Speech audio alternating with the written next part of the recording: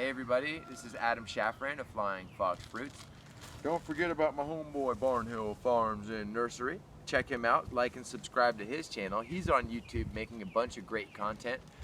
I let him come out here to my kingdom and get some content. You know, I've got some wonderful things here on the farm that you can't find anywhere else. I'm gonna be presenting some of that. Austin's gonna be presenting some of that. Hey, maybe even my buddy Mina Iskandar might present some of it.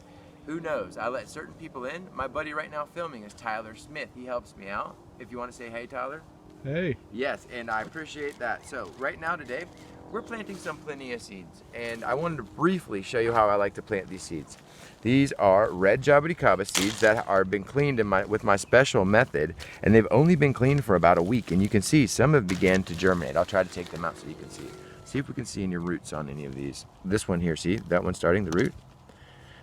This increases the germination rate. See, all of them are starting to germinate if you look closely. It's hard to tell on camera, but we'll go ahead and let him pull out. I don't know if you could see any roots, but I'm trying to show. You can go, yep, do what you got to do. Show some roots. I don't know. Anyway, we did what we could.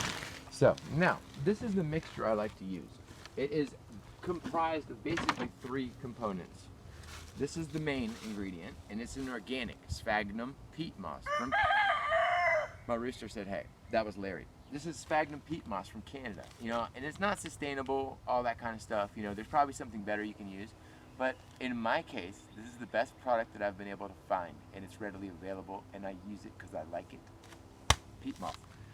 That's basically 80 to 90% peat moss. The rest is perlite. This is, you know, it's just perlite, which is basically like a, I want to say like a glass that's been puffed almost. You know, it's like you don't want to breathe it in. So it's wet right now, which is really good. But when you get it out of the bag, it's dusty and dry. And if you're mixing soil all the time and breathing that dust, it's really bad for your lungs. It can cause a condition called silicosis. And it basically, from what I understand, the little small particles of glass get into your lungs, or silica get into your lungs and cause damage, and then you know, you get disease from that. So be careful when you're mixing soil. Even the peat moss can cause issues. You probably do want to wear a mask if you're constantly mixing, or at least be aware of the conditions. Right now it's humid, it's rained, everything is kind of wet, so you're not getting a lot of dust. You know, I'm just throwing in some perlite. It doesn't need to be there, but I'm just showing you the contrast between the perlite and the peat moss. One is dark, one is light. It's like cookies and cream. You know, you can't have one without the other.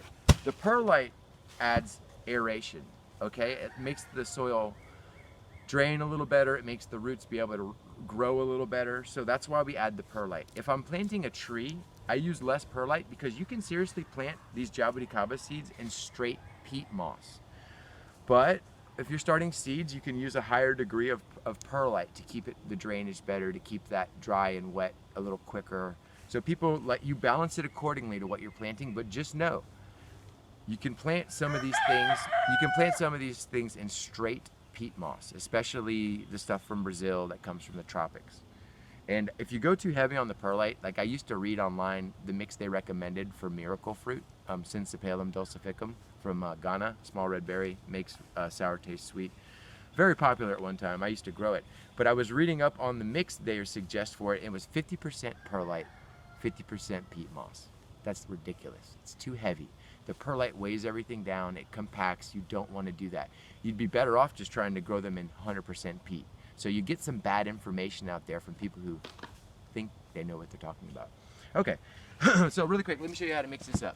You take some of the soil, and look, this is basically pure peat. It hasn't even really been mixed. If you want to come in a little closer, this is like the pure peat. There's not much perlite mixed in. So what? It doesn't matter.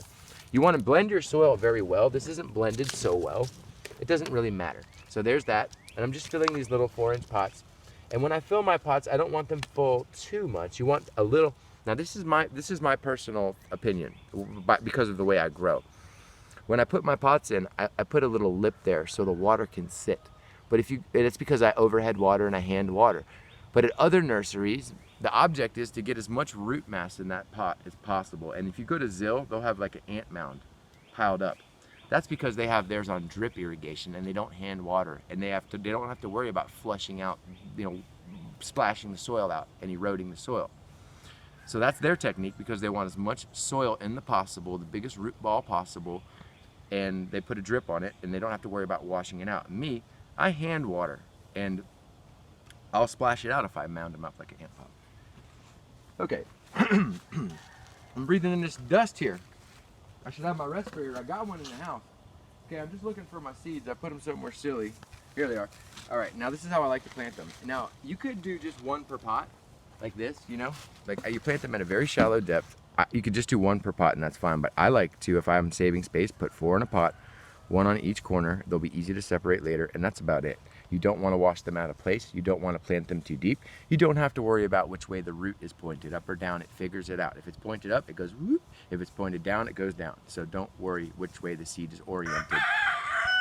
It'll figure it out. We just keep talking in between roosters crowing. You know, it really does distract me. I'll be talking and then you have someone going, it's like, you know, you keep trying to go. Anyway. And that's about it. You just throw them in late. Try to space them out if you can. And then just a little maybe on top.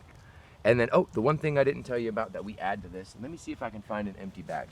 It's called Espoma. It's a product I use, but any kind of balanced fertilizer would work. You know, this is not one that I would highly recommend, but you know, you could hit the pot before, you know, it's a 2-10-10, low on nitrogen, high on phosphorus and potassium.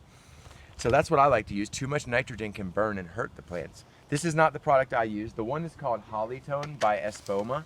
That is something I just grabbed in a pinch. That wasn't even something that I use. Let's see if I can dig up a bag of the old stuff here. I got bags of it everywhere. There's an organic product I like to use. Here it is, I found it. Hollytone. I knew I had one around. This is stuff I like to use. And you know, it's probably not even the best fertilizer in the world to use, but I like, it's for acid-loving plants, and so I use it. It's readily available at Home Depot.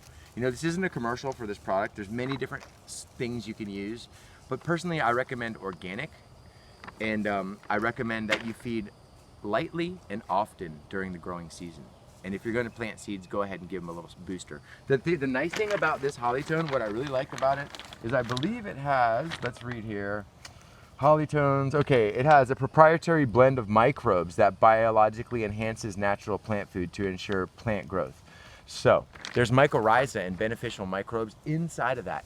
When you put that stuff down, it makes like a white cotton film that comes over everything. People see it and they're like, what's this white stuff? It's hurting my plants. You'll see seedlings coming up covered in like a white fuzz. That's good. Those are little filaments of fungus that help it reach out and get the nutrients and get in the proper position it needs to be to grow and provide you with a bounty of fruit. Thank you for viewing. I hope you like. I hope you subscribe. Thank you, Tyler, for filming. Thanks to everybody who's been so supportive on my channel. We're going to keep cranking out these videos and feeding you that knowledge you need. Flying Fox Fruits, like and subscribe.